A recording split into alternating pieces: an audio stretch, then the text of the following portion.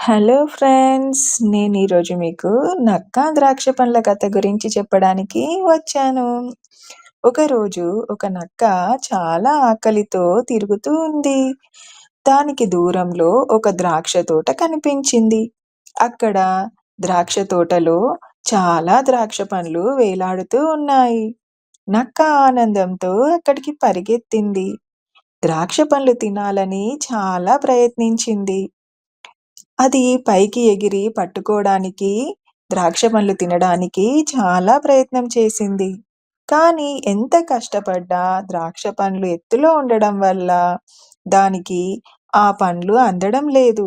కానీ నక్క మళ్ళీ మళ్ళీ ప్రయత్నించింది. అలా ప్రయత్నించి చాలా సేపు అలసిపోయింది. చివరికి విసుగొచ్చి, ఈ ద్రాక్ష పండ్లు పుల్లగా ఉంటాయి.